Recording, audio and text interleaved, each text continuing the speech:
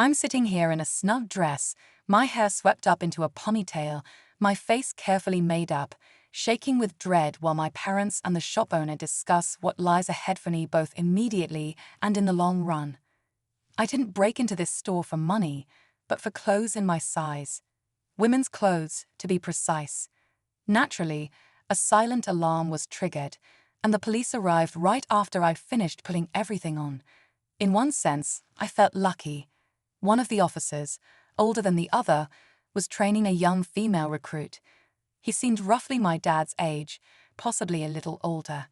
He never teased me or made a single joke at my expense.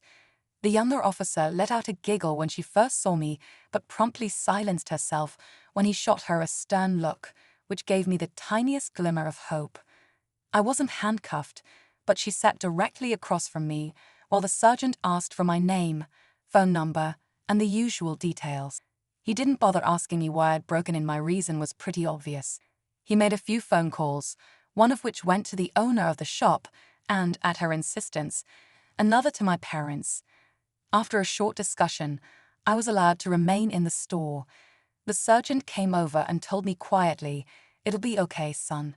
Don't worry." Then he and his partner departed.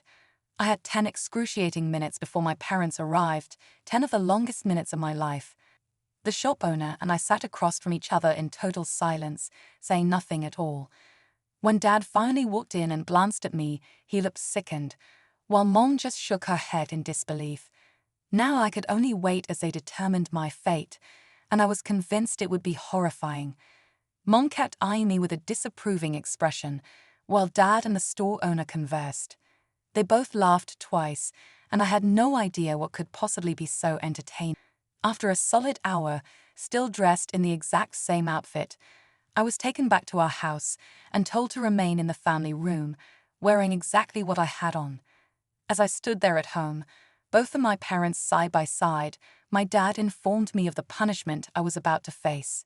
"Since you broke in just to take these clothes," he announced with a voice as hard as stone, "it's only right that you get to wear them. In the morning, your mother will get you out of bed and help you get ready for school. Right after classes, you're to report to the shop you broke into so you can work off your debt to the owner." Got it. Dad. No, you might have ended up in jail, and if it weren't for Miss Gilmore's kindness, you would be. We're not here to debate whether you should or shouldn't. I'm telling you that's exactly what's going to happen. He stormed away, spun around, then faced me again. "I can't believe you broke into a store, let alone to steal clothes, so you could dress up like a girl." The color in his face shifted from a deep red back to something closer to normal as he forced himself to calm down. "If you wanted to dress as a girl so badly, that's precisely what you'll do until you've paid your debt. Understand?" He had made himself abundantly clear. I nodded, and they both exited, leaving me free to change and go to bed. I'm Scott, 16 years old and currently a junior in high school. I'm about 5'7" and weigh around 135 pounds. I'm in the top 5% academically, president of the debate team, part of the orators, and I can blitz through most crossword puzzles. Basically, I have a reputation. That reputation, in my opinion, was on the verge of being destroyed. Lying in bed that night, I was convinced I knew precisely what they were planning. They'd force me to go to school dressed like a girl. I sat up, seriously contemplating running away. But since I was flat broke, so broke I had to break into a store for clothes, I really had nowhere to run to. The desire to wear silk and satin, to feel nylon encasing my legs, slide my feet into high heels, apply makeup, and breathe in sweet perfume had built up in me for years. I'd read numerous online stories and was fairly sure I knew how to transform myself into a girl, at least in theory. But knowledge or not, the desire was there, and it drove me to commit a very stupid act that was now about to blow up in my face. I had basically brought myself to the brink by my own foolishness. Early the next morning, Mom came into my room, fully prepared. She laid out the items she'd brought, and I immediately felt tears sting my eyes. Shame was already rising in me, knowing I'd be shunned by midday. Mom pulled me into a comforting hug, then explained that by the time she was done, I would look as good as any other girl in school. "I'm not sure if this is the right move," she told me in a level tone. "But your dad is absolutely right. If you wanted to dress like a girl so desperately that you were willing to commit burglary, at least do it properly." It took her 2 full hours to get me ready, applying the foul-smelling hair removal cream all over, setting my hair in rollers with some gel, putting on my makeup, adding false nail tips. She handed me a pair of panties, had me wear the same bra from the night before, stuffing it with socks, followed by pantyhose, the same red and black pleated skirt, a crisp white blouse, and short black heels. Next, she placed a pair of her red and gold earrings in my lobes, clasped a slim gold chain around my neck, and lightly misted me with perfume. Finally, she passed me a bright red lipstick and watched carefully as I applied it, then presented me with a black purse. "Put your wallet and whatever else you need in there, along with the lipstick. Don't forget your books, Sally." When Mom used the name Sally, I snapped my head up, but she said firmly that would be my name from now on. She ushered me out the door for the 5-block walk to school. I stood rooted on our front porch, paralyzed, unable to move forward, yet knowing I had no choice. Looking through the window, I saw Mom gazing after me, her expression unreadable. Summoning every scrap of courage, I took that first step toward the sidewalk, and then another, until I was too far from the house to turn back. I glanced back once and caught sight of her waving, no trace of a smile on her face. I made it as far as the corner, then turned right at the next intersection. With each movement, the skirt swayed around my thighs, and my nylon-clad legs brushed each other softly. The heady taste of makeup on my lips and the delicate aroma of perfumes swirling around me gave me a fleeting rush. My dream of dressing like this was real, though the closer I got to the school, the bigger the lump in my throat grew. Fear coiled in my stomach, making me feel sick, especially when I had to stand at the street corner with a whole crowd of other kids waiting to cross, all of us converging on the school. My panic soared, and I considered turning around to flee, but the press of bodies around me swept me inside before I could make that desperate move. Surrounded by a tidal wave of students rushing to their classes, I was forced along to my own homeroom, each echo of my heels on the floor thunderous in my ears. With every click, the skirt seemed to shrink shorter, as if revealing the fraud I felt like. My terror escalated with every step, sure that I was about to lose my hard-earned standing as an accomplished student. The perfume still clung to me, a subtle feminine presence that never let me forget how vulnerable I felt. I paused outside the classroom door, only to be jostled in by the kids filing in behind me. There was just a single empty seat, mine, in its usual place. I sank down, heart pounding, as the teacher strode in. The room went utterly silent as everyone turned and stared. The teacher, Mrs. Vance, zeroed in on me. "Ah, a new student, I see. What's your name, dear?" Name. My mind whirled. My real name was Scott, but if I said that now, it could be a complete disaster. My mouth opened, but no sound emerged, and then Mrs. Vance came to my rescue. "Your mother called me late last night to let me know we'd have a new student. Class, meet Sally." It felt like the floor might swallow me whole. Some of the kids started to snicker, though most of the boys stayed silent. The stares, whispered remarks, and half-hidden giggles continued until the bell rang for our next class. En route, my best friend cornered me. "What in the world's going on, man?" "I broke into a store last night. This," I said, indicating my skirt, "is my punishment. And no, I don't know how long I have to do it." By lunchtime, the entire school seemed to be buzzing with the rumor. I'd been arrested for breaking into a store, and I was now dressing as a girl to pay for it. Most kids avoided me like a plague. My old friends didn't know what to do or say, so they kept their distance, leaving me feeling more isolated than ever. The anxiety never left me for even a second that whole day. Oddly enough, around mid-afternoon, the swish of my skirt and the snug pressure of my bra became slightly less noticeable. Yes, I was still on edge, terrified, humiliated, but I was getting used to the sensations of nylons on my legs, the tug of my bra straps across my shoulders, and the faint bounce of the bra's padding when I moved. At lunch, I tried hiding in a quiet corner alone, just to get a moment's peace. A few minutes into my solitude, two girls, Paula, a short, round-faced brunette, and Tiffany, one of the prettiest girls in school, actually approached me. "Hey, Scott or Sally, whatever," Paula said kindly. "Don't let it get to you. Eventually, this will blow over." Tiffany reached out and placed her hand on mine. "She's right. Keep your chin up, okay? You look nice, Sally, and everyone messes up now and then. If you need someone to talk to, come find us."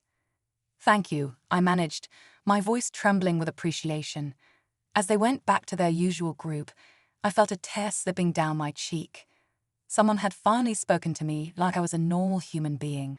At the end of the day, I trudged to the dress shop. The little bell above the door jingled when I entered, prompting the owner, Miss Gilmore, to look up at me. My head hung low, shame still roiling inside me. "There you are. And you look so pretty too. Come on in the back, sweetheart. We have a few arrangements to settle." She led me to a small room at the rear of the store where she introduced herself. "I'm Edith Gilmore. Your parents and I agreed that sending you to jail wouldn't solve anything for any of us, so instead, you're going to work here with me. Every day after school until 6 and all day Saturday. How long? I'm not certain yet, but definitely through the summer." She gave me a thorough once-over, then handed me a plain brown bag. "Go back there, put on what's inside, and come back out front." Trying not to tremble, I opened the bag. Inside, I found a padded panty brief and a pair of realistic breast forms. My stomach clenched, but I forced myself to remove my shoes and skirt so I could pull the new garment on. Once that was done, I placed the breast forms in my bra. Their weight drew my bra straps taut, and as I walked to the front of the shop, I felt them jiggle in a way that startled me, each step reminding me how heavy and lifelike they were. Combined with my newly widened hips thanks to the padded panty, my skirt now swished around me even more than before, reinforcing the undeniable feeling that, deep down, I liked being seen as a girl. "Oh, you look so much better," Miss Gilmore exclaimed, studying me. My cheeks burned with shame, and I kept my head down. "You're thinking this is cruel, aren't you?" she asked softly. I nodded mutely. "Yes, ma'am. Hardly anyone will speak to me at school now." She kept her voice calm. "Well, you did break into my store, Sally. If you'd stolen cash, you'd be sitting in jail. But you chose clothes to dress like a girl. Listen, if you follow my instructions and let your mother and me guide you, I believe that by week's end, you'll look so polished that the giggles will stop and your friends will come around again." Then she outlined the rest of my punishment, details Dad had neglected to share. "Your parents and I have reached an understanding. You'll remain dressed as a girl until your debt is fully paid off. After that, you're free to wear whatever you want. But for now, you'll act, dress, and be treated as a girl by everybody, including me. Since you're an only child, you can't exactly borrow anything from a sister, and your mom's too petite for you to wear her wardrobe, so you need your own set of outfits. Because we sell upscale clothing here, I expect you to look refined and ladylike at all times. That means your hair should be styled daily, your nails kept tidy and polished in soft or transparent shades, and of course, you'll be wearing makeup too. No ultra-short skirts, no deep plunging tops. I'll pay you a standard wage, but half of it will go toward repaying me for the damages and to cover part of your new clothes. Any questions?" "My parents actually agreed to all this?" I blurted, astonished. "Oh, absolutely. In fact, it was your father who insisted you learn something from all this. Once he realized you were fully dressed when we found you that night, the three of us agreed this approach made perfect sense." She showed me where various items were kept, then let me work until 6, when Mom arrived to pick me up. Miss Gilmore handed her a large shopping bag, which I assumed contained the clothes I'd need for school and for my shifts in the store. At home, I was summoned to the kitchen, across from Dad, who fixed me with a steely glare. "How was your day, Sally?" "Terrible," I answered honestly.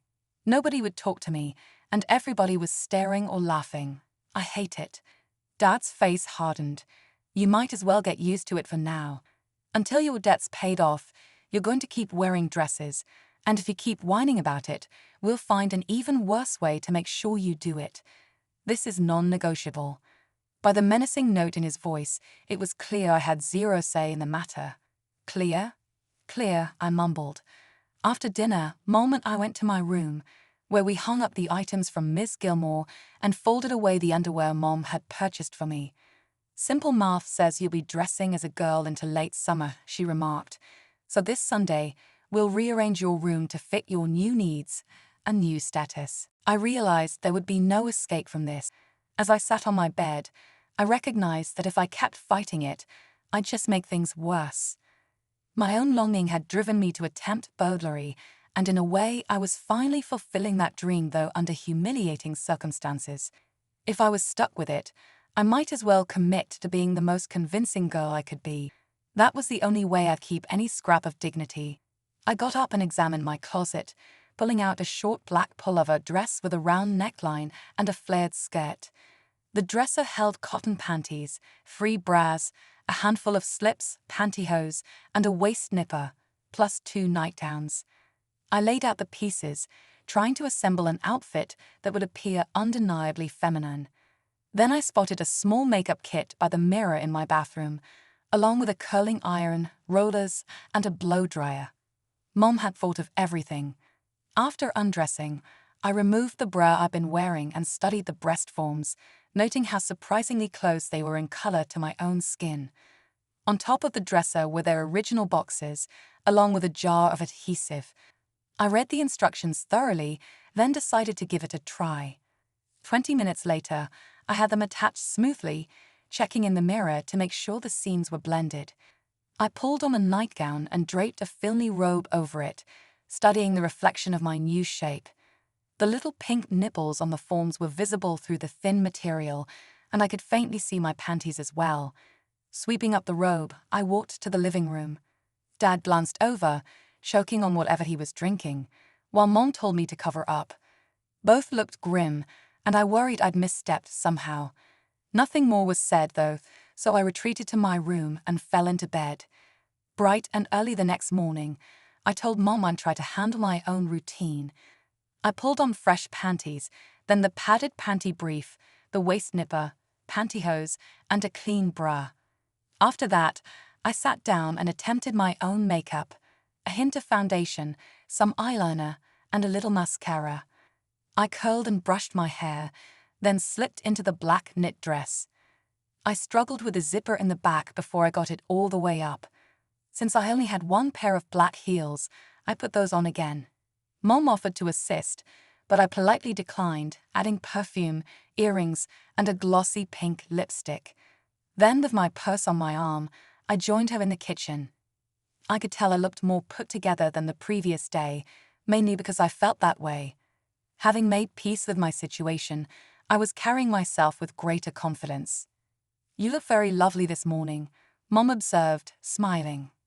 I thanked her, ate breakfast, and started the same 5-block walk to school as before, standing a bit straighter this time. Of course, I still felt self-conscious and nervous, but I refused to cower. The stares persisted, but by midday, the shock value had started to fade. Some of the girls, especially the sharp-eyed ones, questioned me about my chest. "Those boobs bounce just like they're real, Sally. Are they implants?" Paula demanded. "You're mistaken," I told her. "They're not implants at all, but I happen to like them." She shook her head as if I were crazy, and then Lewis confronted me in the hall, blunt as always. "You're actually enjoying dressing like this, aren't you?" 100 possible responses flashed into my head, but I'd learned through debate team to pause strategically. I decided to lighten the mood and sneak in a tiny confession. "Why do you ask, Lewis? Are you planning on joining me?" "Hell, no. But you're practically swishing down the hall. If this is supposed to be a punishment, why the makeup and perfume? Couldn't you just wear the dress?" "Sure," I said, "but then I'd look like a clown. At least this way, I fit in a little better." We're Scott, Sally. Some of the guys are getting nervous." He just walked away, shaking his head, leaving me more puzzled than ever. Later that day, I mentioned Lewis's comment to Ms. Gilmore, who nearly burst out laughing. Oh, Sally, don't you see? Some of those boys are unsettled because they find you attractive. They realize you're a boy deep down, yet they're drawn to you all the same, and that confuses them. You look quite pretty, and they can't reconcile that with what they know about you. Her words left me speechless, and I buried myself in my tasks vacuuming carpets, unpacking new stock. Just before closing, Miss Gilmore told me the store would be shut for the next 2 days, but to come in bright and early on Saturday. I nodded, then went home. Dad asked me how my day had been. I mentioned what Lewis said and how Miss Gilmore had interpreted it, but Mom cut me off before the conversation could escalate. After helping with the dishes, I retreated to my room to do my homework. Not long after, Mom came in, shut the door, and sat beside me. Scott, I mean Sally, I can see you've accepted this situation. I also notice you're not just tolerating dressing like a girl, you're embracing it. I didn't reply, but I felt my cheeks heat up. If the boys think you're cute, one of them might ask you out eventually. Then what? I still didn't know. I shrugged helplessly. You'll say yes, Mom continued, because it'll validate the girl you're becoming. She squeezed my hand. Breaking in to get those clothes was foolish, but it tells me you wanted to be a girl so fiercely that you were willing to commit a crime. If you'll let me help you, I can guide you in becoming the kind of woman who's intelligent yet alluring, reserved but confident, affectionate but strong. Like you, Mom. Smiling, she put an arm around me. Thank you, Sally. Maybe you'll be even better. You have an edge I never had. You've lived as a boy, and now you're learning to live as a girl. Keep following your heart. She left me with plenty to think about. By the time I crawled into bed, wearing a soft nightgown, I understood she was absolutely correct. I'd always wanted to be more like her, graceful, poised, self-assured rather than like Dad. A massive weight lifted from me as I realized I was no longer denying the truth. That night, my fear evaporated, revealing a whole spectrum of possible futures. Yes, prejudice lurked nearby, but I sensed I was strong enough to handle it. As I drifted off to sleep, Miss Gilmore's voice played on repeat in my head. They find you attractive. By Saturday, nearly a full week into this ordeal, I found my footing. My classmates started treating me more normally again. I still dressed carefully every day, styling my hair on my own and choosing my makeup, knowing it was my chance to get comfortable with my new role. On Friday, I took a risk and wore a slightly low-cut blouse beneath a green, navy, and white wrap skirt that fastened with a large pin. The puffy sleeves ended around the midpoint of my upper arms, and I finished the look with minimal jewelry. My hair, brushed so it fell gently to my shoulders, was pulled back with small barrettes. I applied a deeper shade of red lipstick for a finishing touch, and I felt more at ease than ever before. Shortly before final period, Evelyn, a classmate with a bright smile, came up to me and invited me to a small get-together at her place on Sunday. "Don't worry, Sally, it's just a casual thing," she said. "A bunch of us will be there. I'll let you know, okay?" "Sure. I'd love for you to come." Then she walked away, leaving me torn between suspicion, maybe it was a trap, and the hope that she honestly wanted me there. When I got home, Mom insisted we make a quick mall run for more essentials. Top of the list, shoes. I ended up with 4 new pairs, white heels, taupe, black, and white flats. Then Mom surprised me by leading me into a jewelry store. She showed the clerk her receipt, who nodded and retrieved 2 small boxes from the back. Setting them on the counter, he lifted the lids and revealed a ring in one box and a cameo pendant in the other. "These were your grandmother's," Mom said softly, taking out the ring. "They're normally passed down to the eldest daughter at a certain time.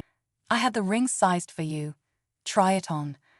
I slipped it onto my left index finger. The little diamond and red stones sparkled in the overhead lights. "I had your initials engraved on the back, below mine," Mom continued, then handed me the cameo. I recognized it from all the times I'd seen her wear it. "Let me help."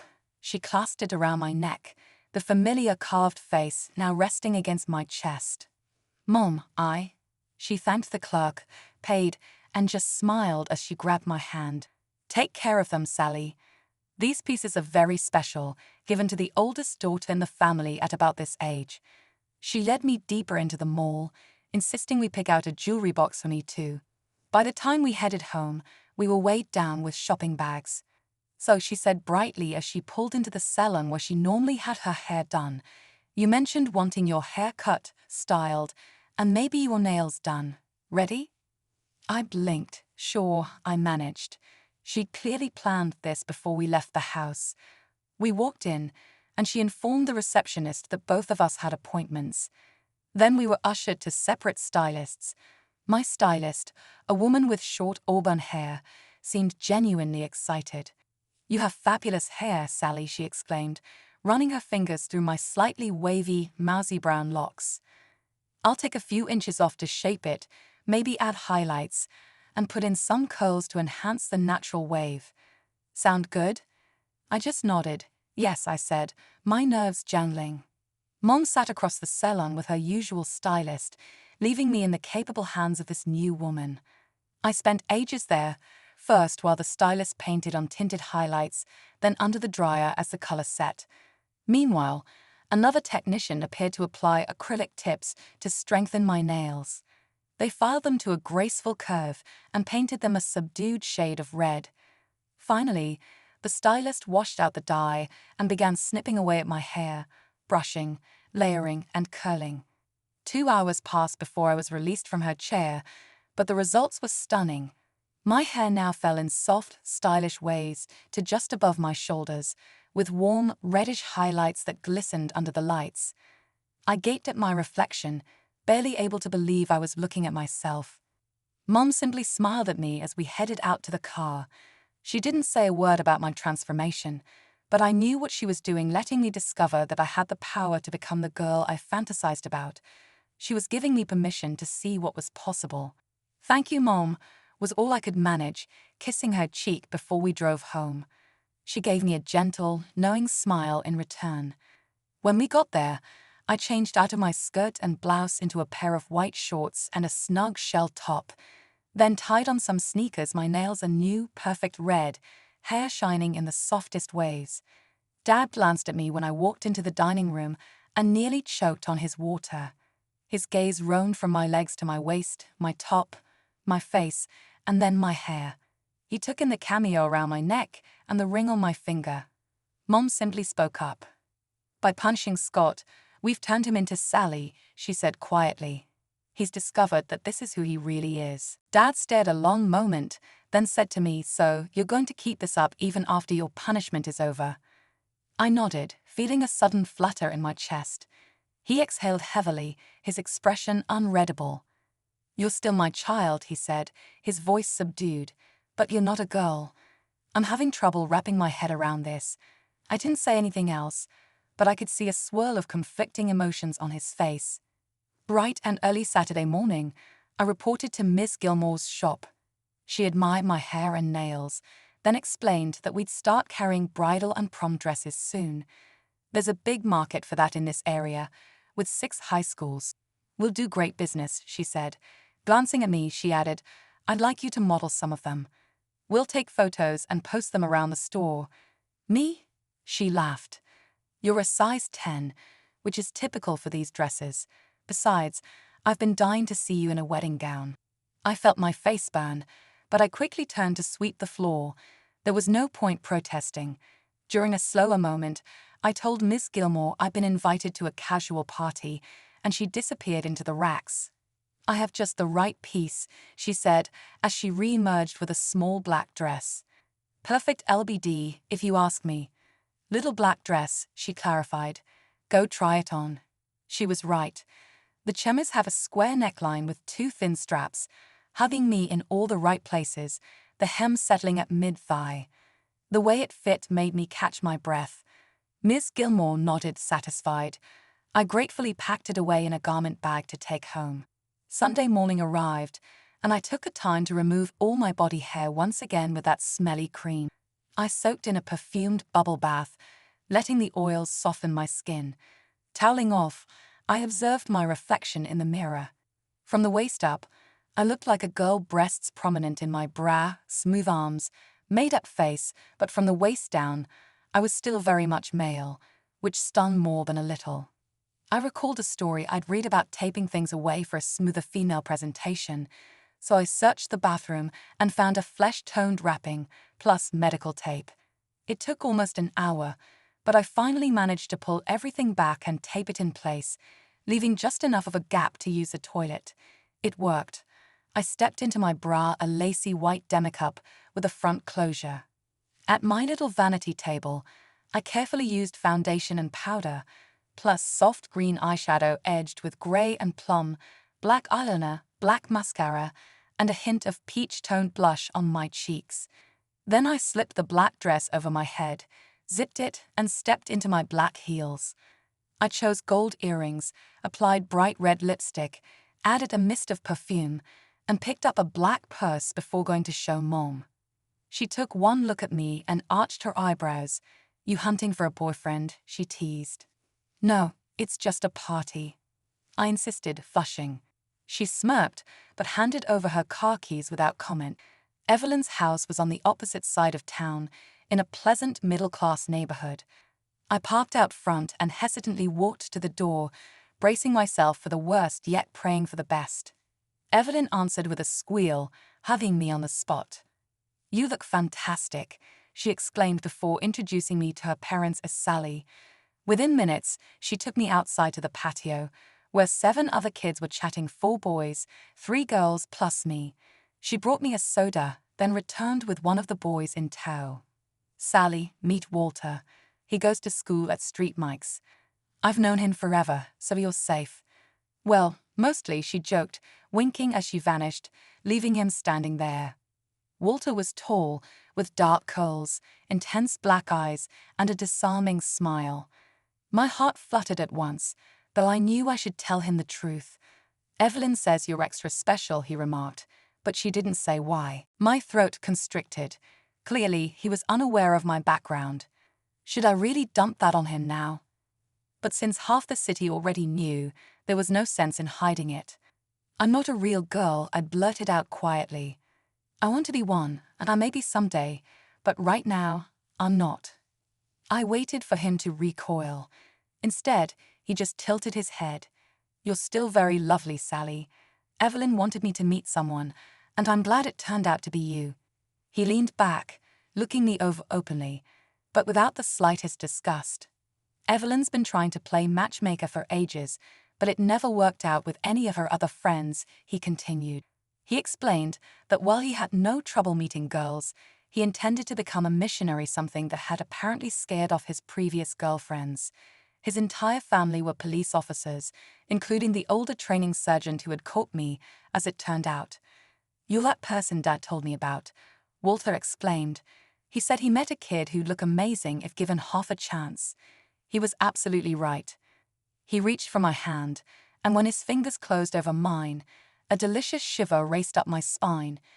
Before I knew it, he had asked me to dance, and I found myself in his arms, our bodies moving gently to the music. My head spun at the sensation of my breasts pressing against his chest, my perfume drifting up between us. It felt natural.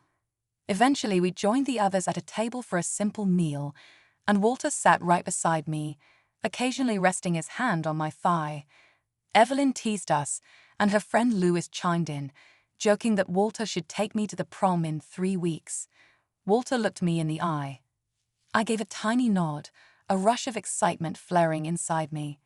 "Excellent," Evelyn cried. "Sally, you can find a dress, right?" I gave her a wry smile. "I work in a dress shop.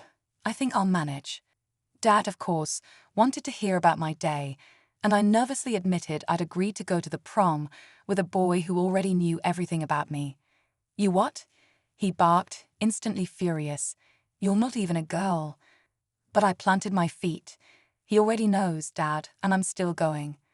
The storm that followed was brief but intense. Dad demanded I sit back down. "You are what you are, and you're still my child, but this is too fast. If you want to keep dressing like a girl, fine. You're almost 17. But dating? I don't know." I found myself raising my voice. "This is who I am. That's not changing." You can take my clothes or my makeup, but the second I turn 18, I'll be back in dresses. You can't undo what I know about myself." Then I stomped off to my room in tears, uncertain how he'd retaliate. Mom came in moments later, gently reminding me Dad was confused rather than hateful. "He's just reeling," she said.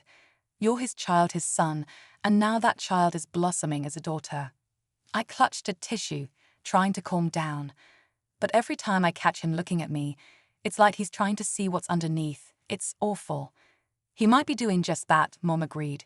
"He's wrestling with how he raised a son who can appear so convincingly female. He'll come to terms with it in time. You hurt him tonight, though. He's worried for your safety and your happiness." She suggested I talk to him again, so I tugged on a long, foul nightgown and slippered back out to the living room. Dad still looked tense, but I gingerly perched on his lap. After a moment's hesitation, his arms wrapped around me. "I've been married for over 2 decades, and I still don't really understand your mother sometimes," he said wryly. "And now you expect me to figure you out overnight?" I gave a small chuckle. "Dad, I'm the same kid I've always been. I'm just dressed differently. I still like hockey, remember? We can talk or watch TV just like before." He gave me a tentative squeeze. "Of course, there'll be new rules. No dates unless I meet the boy first. No indecently short dresses. And you're going to help your mom with household chores." Hearing him lay out conditions was a relief. It meant he was accepting me in some measure. I smiled, kissed his cheek, and headed back to my room, still trembling a bit at how real all this had suddenly become.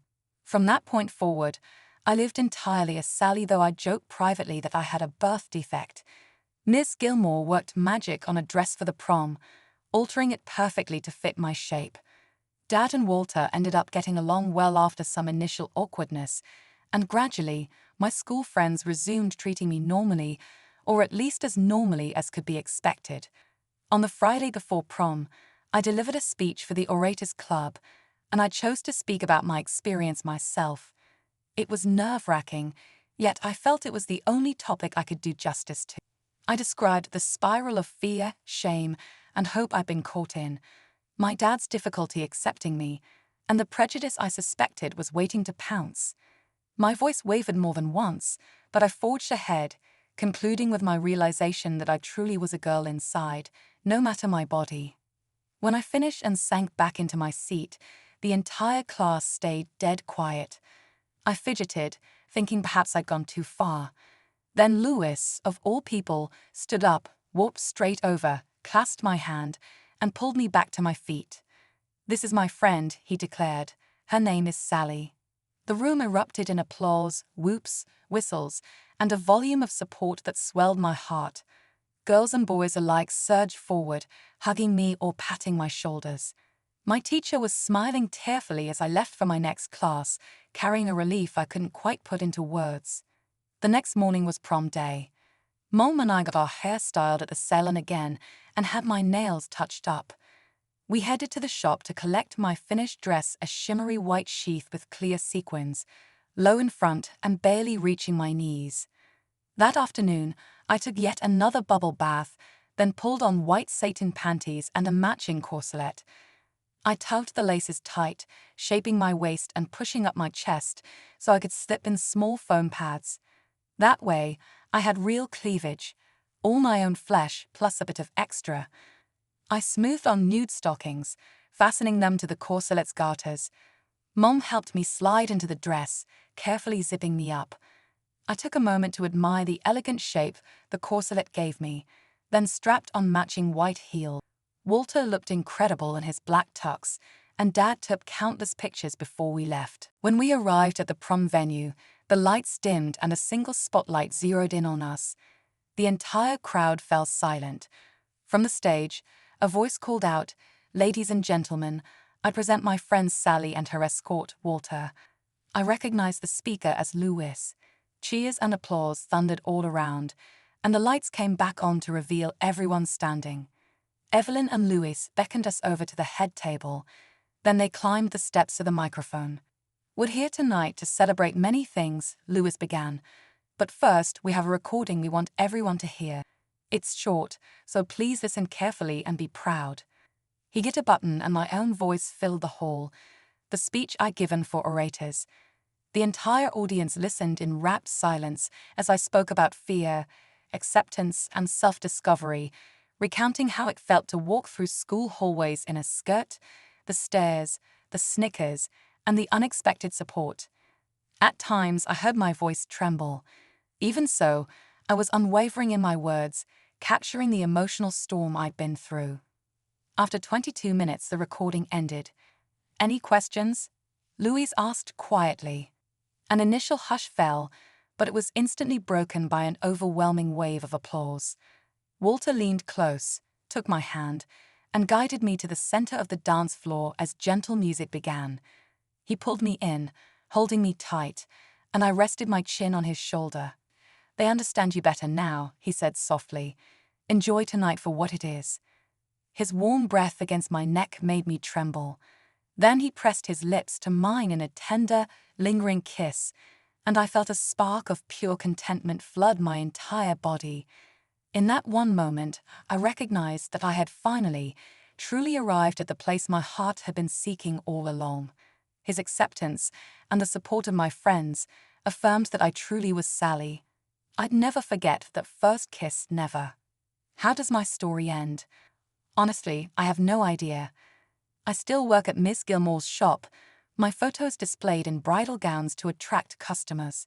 Dad's grown strangely protective, hovering over me like he never did before. Mom's ecstatic to have a daughter to shop and share secrets with. My doctor is working with me, and by the time I graduate, I'll have legitimate hips and my own budding breasts. Looking back, this journey didn't really begin with the break-in. It started the first day I wondered what it would feel like to be a girl, to wear all those pretty clothes. All I did was finally admit it to everyone and then step through that threshold into a new realm of possibilities.